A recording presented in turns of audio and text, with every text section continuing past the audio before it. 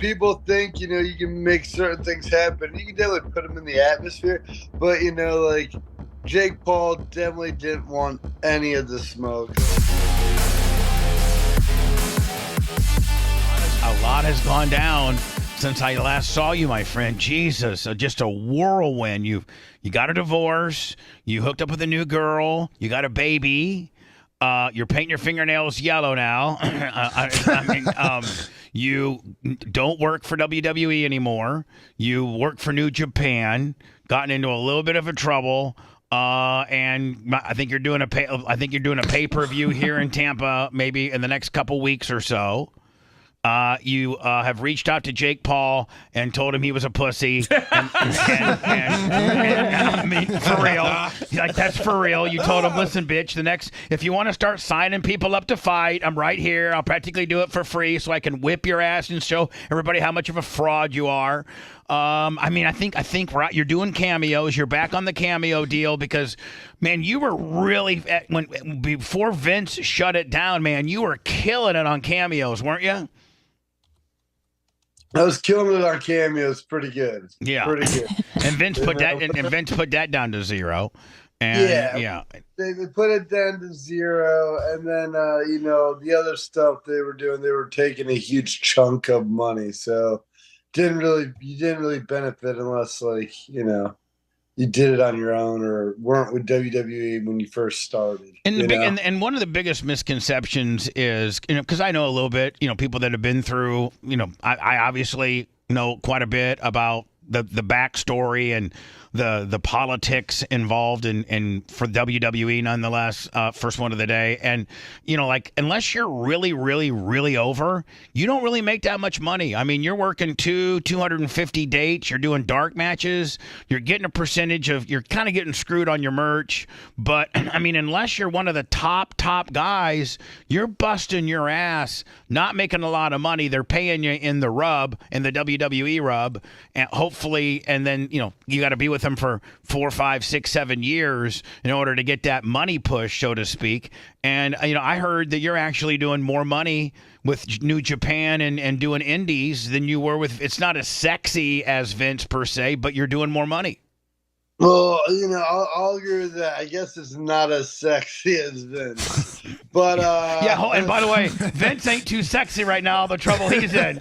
So I think that painting behind the wall is more sexier than Vince right now. I would agree with you.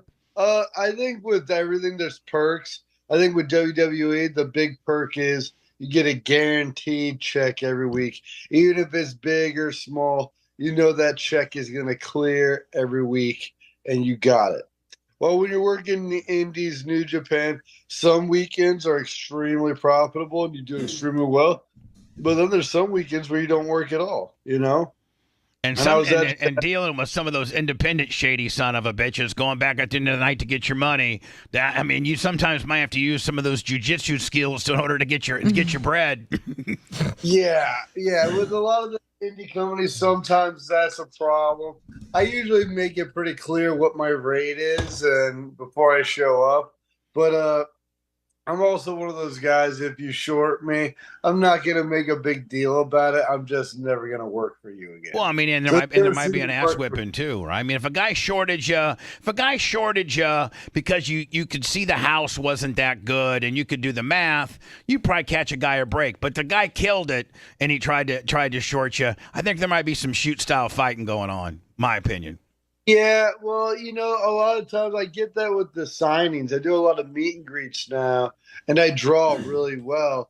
And sometimes when I'm setting up these signings, they try to set up a deal where oh, we'll do a signing after 150 people. I'll give you 70%, but I'm only going to pay you this much guaranteed. And I'm just like, I guarantee you, fast-talking Daniel Rose ain't putting up with any of that nonsense. He's getting you the best deals. Yeah, and that's the thing. It's I'm not going to sit around and putz around and talk to you about this. It's this is my rate. This is how much I get paid at least, and we're going to do it. Did you know that I renamed Daniel Rose? His new name is Fast Talking Daniel Rose because that bitch will just fast talk the hell out of you. Next thing you know, you're agreeing to hard telling what you're agreeing. say game skill does have a way with words. That's one way to say it. So let's talk about you got that big run with Vince, WWE. Hunter likes you. Everybody. I mean, I think everybody that kind of matters, and I think the ecosystem with regards to management kind of goes like Hunter, Vince, probably Shawn Michaels over at NXT. They all could see that you could work and that you could draw. Then you got the big push with Orton. That was a huge push. And was it literally your demise when the Dana White's company bought WWE? Was that your only downfall, or is there something we don't know about? I think with WWE, I've said it before, I think the writing was on the wall for a minute. I think when I got in a little bit of trouble and I went away to rehab for a little bit. Yeah, I mean, whatever. You're doing some rock star type stuff, right? A little bit of a rock star type thing. You like that, don't you? I was just doing rock star stuff, bitch, because I'm a rock star.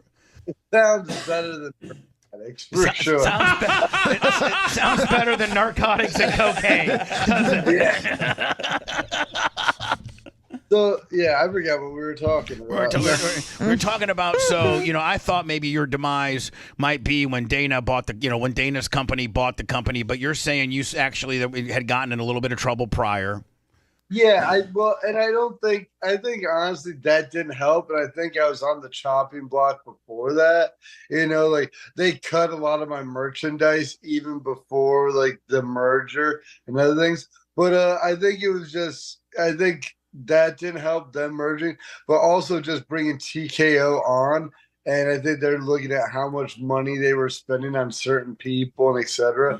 And I was probably one of the higher paid people on the roster. And with the cut of my 420 merch and everything, I don't think I was making up the difference. If you know what I mean? Usually a lot of time, oh, you pay me this much, but I sell this much of merchandise. I sell this much in tickets and DLC. But you were but Matt, you were over. I mean, there was a time where you were. We would be watching to see if you're going to get the strap or not. You were over. Yeah. I was doing pretty good, and I'd say this in the words of Randy. Neither one of us were ever over. He goes, Hulk Hogan was over, The Rock was over, Stone Cold was over. Undertaker was over. Undertaker's over. We're not over, or at least I wasn't over. Let me ask you a question. True story. You and now I know if you and shoot style, okay? You and Goldberg tries to act like he's all that. Let's say shoot style, you and Goldberg wants to go at you shoot style. What happens? Shoot style. Shoot style. If Bill Goldberg tried anything with me, and I think Bill knows this pretty well, Bill would be waking up a couple minutes later on the floor.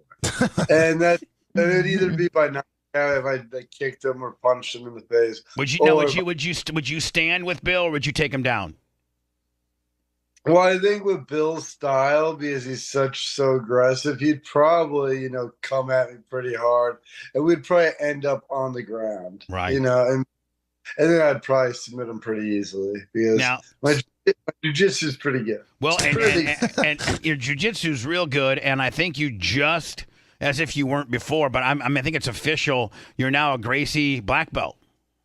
Yes, I am. I got my black belt last year, so I'm about 1 year into being a black belt. And, there's being a black belt, and then there's being a Gracie black belt. There's within the black belt world. I mean, everybody's handing out black belts here and there, but to be one from the protege of the Gracie lineage, that's a whole, because they're real stingy. They just don't hand them out. They are real stingy. I mean, you can count as to how many there are. There's not a lot of them. There's not a lot of black belts, not a lot of Gracie black belts. Getting a black belt in jiu-jitsu is the equivalent of going to medical school and becoming a doctor. I know some people might disagree with that, and I get it. They're two different arts. One's to save somebody, one's to kill someone. but they are both very they're both very complicated. Now, are you the only black belt? If you were currently on the WWE roster, would you be the only black belt, or does Brock think he's a black belt?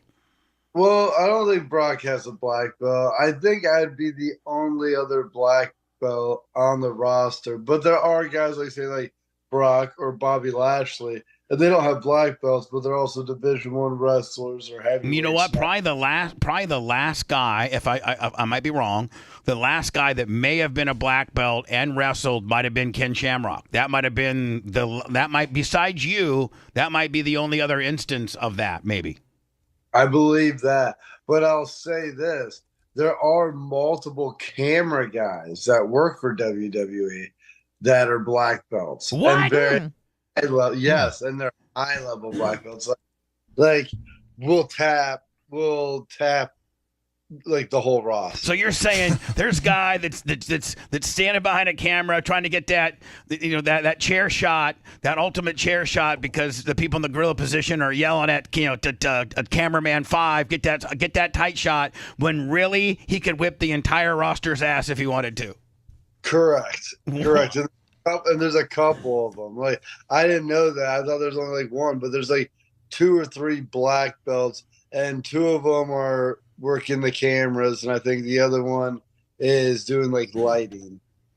Now, so same question to you about Brock Lesnar. Now we talked about Goldberg. You're saying, he's either he's I think your exact quote was he's going to sleep pretty fast, shoot style. Yeah, for sure. But that's a whole nother, when you're talking about Brock Lesnar, that's a whole nother situation. And what's your prediction on shoot style, you and Brock?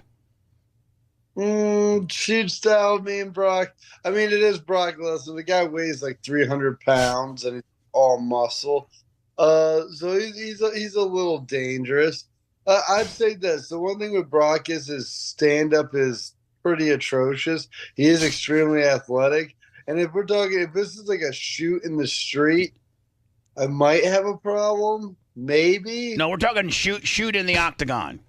Shoot in the octagon, I think I have a much higher chance, Also, I mean, granted, I failed a couple drug tests in my day.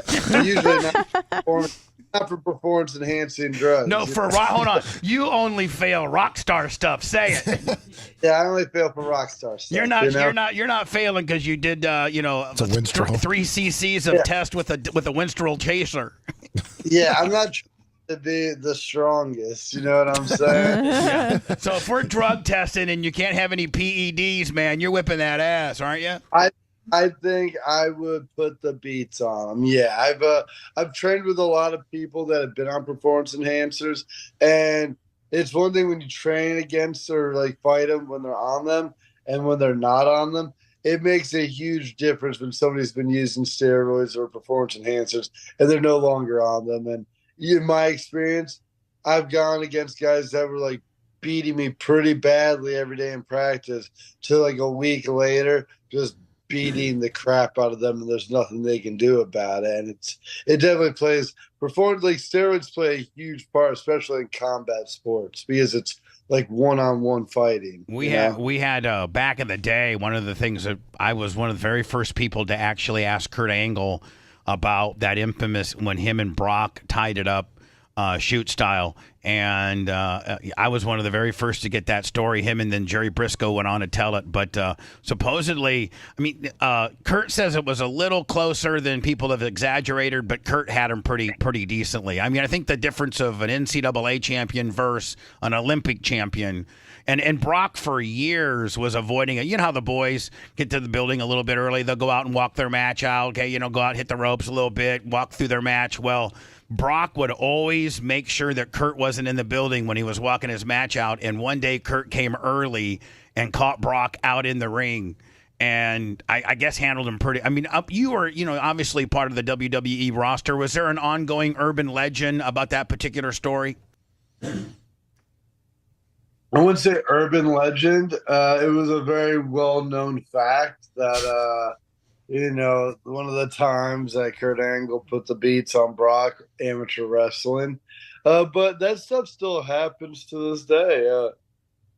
During COVID, when we were down in Tampa, the big guy Jordan Omos, he's about like 7'6". He's 7'6". He was the USF. Yeah, with the USF. Yeah. Yeah. So he was talking trash, and I was like, dude, like, I'll put the beats on you. And he's like, no way, I'm huge. Oh, and he tried to grab a hold of me, and then I took him down and choked him. And it's just, Was that in front of the boys, or did it? Oh yeah, a bunch of people saw it, and then and later that night I was gonna get choke slammed by him and get beat up, but then I did that to him before the show, and I was like, "You see that, dude? That's what would happen." So when we're going out there and when we're dancing and it doesn't mean nothing, I'll do a job for you. But when it really counts back here in the book, I'm gonna go ahead and beat the brakes off you. Not only beat the brakes off you, make it look easy. I mean, it wasn't hard. Then I think the other fight, the most infamous fight, would have been the Jericho, I guess, get locked up or double chicken winged, or somebody Goldberg back in the day. I think that was the other infamous fight that you may have heard of. Yeah, I've heard of that one, Jericho. I've also heard of Big Show, Great Khali, where I'm pretty sure just two big guys fell over each other. I think Regal supposedly broke that one up. Well, I've also heard different stories where, Regal says he did this, but he didn't. This actually happened. I think Arn Anderson got in a couple fights, and then I think one of the big ones was Vader. I think it might have been Vader and Arn Anderson, and they were in shower shoes. And Arn Anderson kicked the door to the bathroom stall down and whipped the big Vader's ass, I heard, or something like that. You may know more about it. I don't know much about that one. I don't know much about the Enforcer street fights, locker room brawls. Now, was there that type of atmosphere when you were with WWE? Was it that type of atmosphere at all? Like back in the day, Taker used to run he ran the dressing room. Like the Taker ran the dressing room, and so like a lot of disputes or something like that, Taker would just put it into it, or like what Taker said. I mean, that's probably the vibe and things that you've heard too. That's was Taker's role. He ran the show. He did run the show. That was what I was told. Now it's like 2022, 2023, 2024. Slightly different. We don't have a Undertaker to lead the locker room. I would say there's certain people that have been on the roster for an extended period of time that you look up to or you talk to, or like when you were when you were there, who was kind of that guy? Well, for me, big time was Brandy, right? Because Brandy's probably one of the guys that's been there as long as he has been. He's done everything, etc. But I feel like other people had others. Like for a while, Edge was in WWE. Oh yeah, and I feel like he was helping a lot of guys. And I feel like a lot of times, of course, like Triple H is there. Well, Triple H is he was kind of the boss, wasn't he? I mean, Triple H was the booker. Well, and that's kind of the thing. Like you want that like legend perspective, somebody with that much experience. But usually, people with that much experience are now management or they're producers. Like I think Shawn Michaels now is management, is he not? Yeah, well, Shawn Michaels is NXT. He definitely plays a huge role in the NXT programming, but at the same time, he's the one training and putting everybody through the feeder system, and that's who they're getting up at main roster eventually to work. I think Terry Taylor's in that mix, is he not? Terry Taylor? Terry Taylor was in the mix down there last that I knew. Right. It's been a couple months. It's been a minute. Yeah. So, but yeah, Terry Taylor, they got Shoney Carter down there. Now, do you think if you could play nice, just think about this, with the way that WWE was absorbed by, Dana's company, or, by a company that Dana's heavily involved with, and there was always that long-standing feud with Dana that you had that probably didn't better your cause with regards to them retaining you, because by all accounts, you were, You can say you're on the chopping block, but you were as over, and you did some rock star stuff that other people have done, and they've gotten through that. I mean, Scott Hall, man. I mean, the rock star stuff that Scott Hall did. God bless his soul. But I mean, do you think the Dana factor might have did you in, because there was no way you were making too much money based on how over you and Randy were? Yeah, well, Randy at the time was gone, still hurt, and he was still recovering from his surgery. But I think it played like a huge part. Like, hey, you guys are merging with a company, and the president of that company like fucking hates me. So I didn't know if I can swear. My bad. That's all right. We got it. But the guy doesn't like me, and then on top of it, it just. It didn't look good. The writing on the wall didn't look good as the merger was happening. And then what was it? Probably a week and a half, 2 weeks after the merger, I was released. Now, do you think? Now, I'm not trying to suggest this, but do you think that if you maybe like baby faced to Dana, is that relationship repairable? And think about this: you'd be the only dude that could actually be either one. You could be a UFC dude, or we know you can work the WWE and be over. We know that you're tough as hell on UFC. You've just, kind of you've blackballed yourself with some high-ranking people. And I mean, do you think that you could talk to Dana, or you don't even care? Well, I look at it like this. I'm more than happy to work it out with anybody, regardless of what anybody thinks. I wouldn't mind. But at the same time, I believe it was shortly after I got released, I went to Vegas for the Fighters Only Awards. Chael Sonnen was out there. A bunch of other fighters were out there. I gave Herb Dean Referee of the Year award, So, and I saw before I went out and, hosted and gave a little award, I saw Dana White in the back. Oh. And I would say Dana I could tell he didn't want to be there, because he's Dana, he probably wanted to go gamble or do something like that. We're in Vegas. And number two, he definitely didn't want to see me. Definitely didn't want me in front of him. Didn't want me backstage. I could tell the guy was, maybe he wasn't. Maybe I'm jumping to conclusions. But he didn't say a single word to me. I definitely looked at him a couple times. And he just looked very annoyed by my presence. I just wish you two guys could get on the same page, because, man, you guys could do some great business together, because literally they could use you as the only dude that could do either. Really. I mean, if you really started concentrating on training again, listen, the WWE stuff, you don't have to train for anymore. You got it. You got it. But you started getting really serious about jiu-jitsu again, like you are. You just got, obviously you're back in that. And it's you could be a guy that wrestled, for WWE on Monday, but was on the next UFC pay-per-view. Like, they don't have anybody right now. I mean, maybe Brock, but I don't think Brock. I think Brock's jiu-jitsu days are way over. Yeah, I think Brock's fighting days are well behind him. And, I was probably the one guy that can do both at, like, a very high level. Yeah. Still. I got to tell you, I'm not trying to make this sound gay or anything like that, but I got to tell you, when you came to my gym one time and you had your shirt off. Oh my God! No, hold on. It moved. It's making me uncomfortable. Now you're making it. But hold on now. So I mean, I've seen. I hung out with Hogan. I've hung out with them all, and I watched you kick, because I had that Bob kicking thing there, and I watched you kick.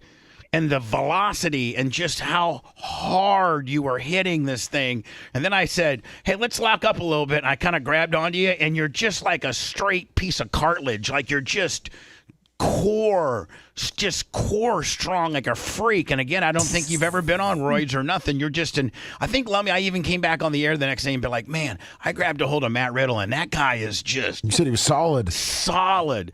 I mean, you are a freak of nature. It's too bad that you can't get, back somehow, way, shape, or form in Dana's good graces, because I think you could be a guy that could have both straps. How cool would that be to have a UFC strap and a WWE strap. You know, Dana doesn't like Jake Paul, so if Matt could have knocked out Jake Paul, Yeah, I mean, Dana hates Jake Paul, so let's get you a fight with Jake Paul. Have you just beat the brakes off of him, and then just say that one's for you, Dana. I'm sorry for all my mess ups. I'm just a bro. I make rock star mistakes, but buddy, work with me. I'll work with you. We'll make some money together, bro. I'm just saying. Then you kick the flip flops off and get that strap, bitch, and sell some T-shirts. Where it's at, and maybe, like I said, maybe one day, but even with the Jake Paul fight, people think you can make certain things happen. You can definitely put them in the atmosphere, but like Jake Paul definitely didn't want any of the smoke. Like, he didn't want to fight. But there's been other guys that like talk trash, kind of like a Goldberg. They'll talk a little trash, but they really don't want to like get down the nitty gritty with me. They just want to look tough and for TV. That's it. That was a TV deal, because if you guys would have stepped out to the Sally Port, you would have taken them pillar to post, killed them. And that's it. And then with Jake Paul, like I went to one of his fight. I went to his fight in Orlando. I'm not gonna say if it was a work or not, but it's a work. It's an absolute. No, hold on. Especially if Mike Tyson doesn't go out there and absolutely beat the brakes off of him, it's the biggest work going. He goes to the guy and says, "Listen, here's $8-9 million. Let's make it look good. But at the end of the day, I'm gonna win it. You might as well have Gorilla Monsoon in the gorilla position, calling the high spots with the referee telling you it's time to go home. Right? I mean, it's the same thing. It seems that way. And honestly, even though I'm a pro wrestler, I think one thing about me, especially when it comes to fighting, I'm very much so a wild card. And I don't think they wanted to take a bet on that. I think the bets they're taking are sure wins. Well, they know that they don't know. I mean, if they went to Matt Riddle and said, "Hey, listen, we're gonna give you $500,000 to show up, but we'll give you $5 million to lose," I think you take the 500 and beat the brakes off of them. I really do. Yeah, I think in the long run, there's more money to be had beating than there is losing to Jake. And so, what do you think the outcome of? Do you think Tyson's gonna? Do you think it's? I mean, is the Tyson a work or shoot? It's a work. It's gotta be. I would imagine it's got to be some sort of work, just because Tyson did the boxing match with Roy Jones Jr. and that was pathetic. I wouldn't say pathetic. Definitely two great boxers in the ring. Definitely not in their primes, but they didn't try to kill. And especially with somebody like Mike Tyson, if Mike Tyson ain't swinging for the fences, like that's his style, So let's say straight stand up, 12-ounce gloves, you and Tyson. I got Tyson. Don't even think. Hey, I got Matt Riddle in every other situation, but I got Tyson whipping your ass. Don't get mad at me. Yeah, I don't have me whooping Tyson's ass. So you're agreeing with me on that, right? Yeah, dude. Mike Tyson boxing, that's just me getting punched in the body and face really hard. Right. I mean, he brings one of those right. He'll hit that left, and then he brings that trailing right uppercut, and it'll knock your big jaw right the hell down to zero. He just hops to one side of your body and throws all of his power with the opposite side, and then switches when you go to swing at him. And it looks like it looks like his constant paw, like his normal is rage. He just looks like you look cool. Like if you look at Matt Riddle, you're like, that's a cool, chilled out dude. You know what I'm saying? Mike Tyson looks like he's rage, just ready to, remember you tell opponents, "I'll eat out your children's hearts. I'll eat out." I still just remember the Mike Tyson. I don't know if you'd call it a promo, but they're at a fight conference and some random fan goes, "Get him a straight jacket." And then Mike Tyson goes off. I'm not going to repeat what he says, but he goes off on this guy, telling him he's a little this and he's going to eat his that. Eat his children's hearts out. In front of people. He's like, "You ain't a man." He cut one of the most scathing, vicious promos on a random fan. It's Mike Tyson. The guy, the guy sells tickets for sure. But realistically, Jake Paul, not with the big 18-ounce big bopper gloves. We're hearing possible headgear. I mean, but if it's just Jake Paul, Mike Tyson, 12-ounce gloves, Willie, no headgear, and Mike Tyson's not laying down for a payday, Mike Tyson's killing him, and he's killing you. Yeah, I would say even at 57. Yeah. The guy's got it. He's got something for sure. So now you have reached out to Jake Paul, and they don't want any. I mean, you've reached out several times and say, "Hey, man, legitimize yourself. I'm a name. I'm a former WWE champion. I'm a Gracie black belt. I spent some time in the UFC. I'm a fighter. Fight me. Fight me." Yeah. Well, yeah, my thing was, he keeps saying he wants to make the transition to mixed martial arts. I know he was supposed to fight, him and Nate Diaz did a boxing match, but they were supposed to do an MMA fight. And that was my thing. Like, I will box him or I would box him. But my thing is, like, hey, like, I feel like I'm a good warm-up for MMA, right? Like, I haven't fought in a couple years. I've been on the shelf. There's some dust on me, and yeah, I did some rock. Been on the shelf with some rock star type, whatever type of deal. What's Matt Riddle rolling around right now? Like, how much do you weigh right now? And what would you fight at? I weigh 210 right now, but I can drop down to like one. I would drop down as far as 185. I wouldn't go back to 170 or welterweight. I'd have to stay at middleweight. Or but 85, you'd be jacked. I would be huge at 185. Yeah, I'd be a monster. Now, for sure. Talking about Jake Paul, but let's go to his brother who's in WWE. And I gotta be honest. As much crap as we're talking about Jake, I really do think his brother is a pretty good wrestler. I think that he's picked it up pretty damn well, and he's over. Yeah, he's picked it up well. The one thing that they've done very well with the celebrities, like even Bad Bunny and stuff like that, is they'll bring them in for like a story, but instead of just like, hey, you have a match at WrestleMania, we'll see you then, and like tell you the match there. They work with these guys quite a bit. So he's been one of the very few celebrities that stuck around because of his skill set. And I watch his matches, and he's a hell of a hand. He's pretty good. You can definitely tell he's watched wrestling growing up. He's a fan, and to be honest, both Jake and Logan, their athleticism is through the roof. You can say you don't like this or don't like that, or maybe these guys are throwing fights for him, whatever. But at the end of the day, like, dude can still punch really hard. The other dude can still wrestle really well. They both can box pretty well. They both, I think, wrestled in high school in California. Like, they're not hardworking people. They definitely train hard, work hard. And like, you said, Logan's pretty good pro wrestler. Yeah. And right now he's the reigning United States champion, in WWE. So Matt Riddle, formerly from WWE, UFC, and now he's doing New Japan and independent shows. He's got an independent show that's coming up here in Tampa that Lummy will promote as we get closer for that. I think it's called the War Chamber. Yeah. Maybe we could get Matt in studio. He's a TV champ too in New Japan. Now can you make a decent payday in New Japan? Can you make Hogan used to said there was some money over there. You can make some money. Well, I'd say there's money over there, but not the same money that's in I wouldn't even say in WWE. I'd say just in America, period. Like, you get I love wrestling in Japan. I was there. I was in Sapporo, Japan. It was freezing cold. There was like 4 feet of snow, but the experience was awesome. The people were amazing. And, winning the television championship in New Japan was also amazing.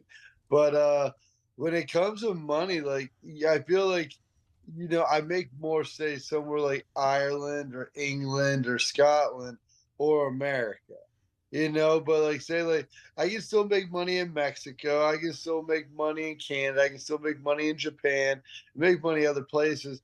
But the money comes differently, like say with meet and greets or something like that. Right. Like, I'm gonna have the money a different way because the probability of maybe, and I don't want to go into too many details, but to get my full rate for a match, is pretty hard for a lot of promoters, especially internationally and stuff like that. Especially if you're booking me a flight from the U.S. to Japan, which is inclusive into all that. That could be a $15,000-$20,000 deal all in. Right? Yeah, I mean, if they book me a first class flight to Japan and I wrestle a couple matches, I mean, we're in sell something. We're in the 15-20s, aren't we? Yeah. Well, I mean, unless you got a good travel agent. So has AEW made a run at you at all? I mean, I don't know. I can't understand why they wouldn't.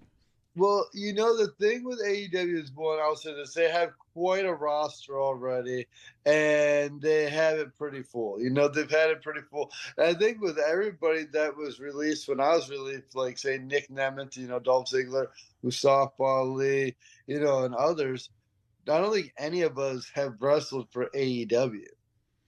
So it's not just me. I think it's us. And I was gonna reach out to them. But my one contact with them, I used to train with a guy, QT Marshall. He wrestled for AEW or did, and he does the indies. But he was like released right before I was like gonna ask, hey, like, can you see if you can get me a job? Well, I mean, why don't we go viral with this video right now, and you just ask the Kanan guy, hey, bro, you wanna? Hey, I'm Matt Riddle. You know my accomplishments. Did you just call him Kanan? What is his name? Khan. All right, listen, Mr. Khan. Sorry for the mispronunciation, but I mean, I do rock star stuff too. It gets me off my game a little bit.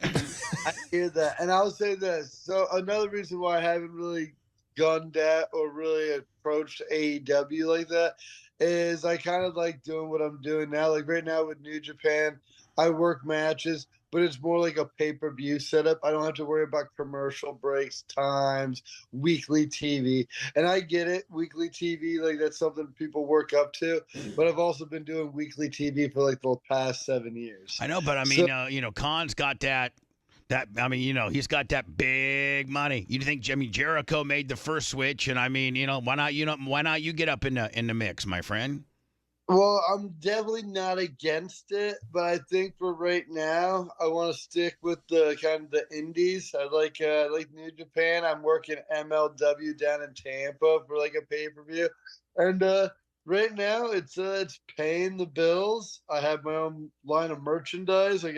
Doing great, and yeah, I'm content right now. And I feel like didn't Edge go to there for Christian and Edge were both there for a while, weren't they?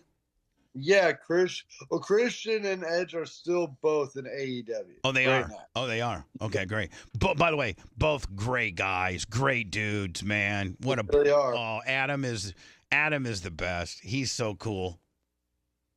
He is very cool. Had him on the show years ago back in the day, but. Listen, my friend, I'm very proud of you. I'm a huge fan of yours. I just want nothing but great things for you. And I know you just had a new baby boy, right?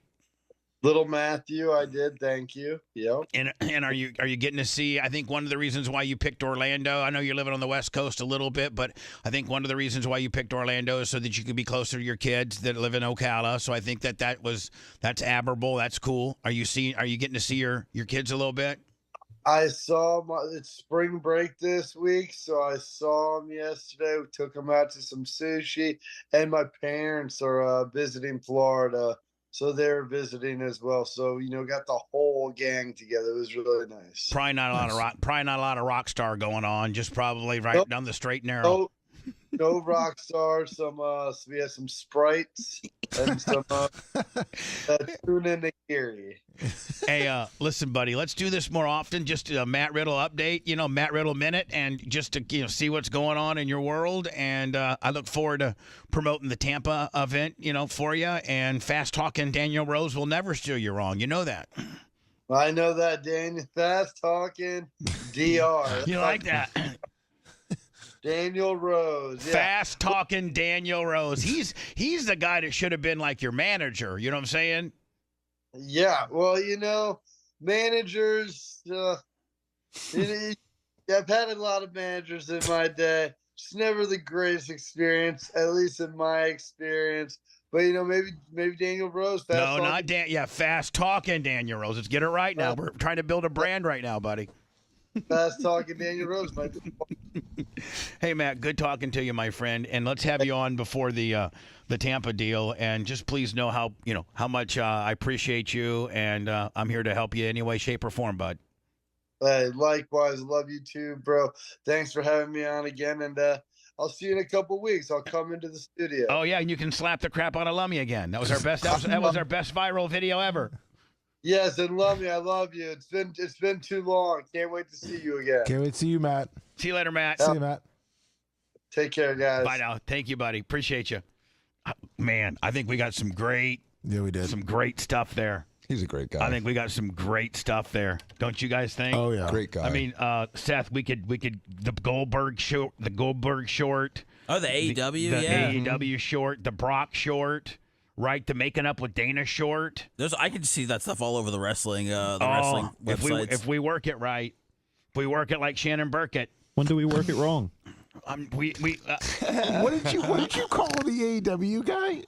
Tony Kanaan. Tony Kanaan. I think he's an Indy driver. Yes, this is a daily telethon. We got to keep the lights on somehow. So don't forget PayPal, Cash App, and Venmo. All at BubbaArmyHQ.com. Bubba the Love Sponge. We'll be back after this.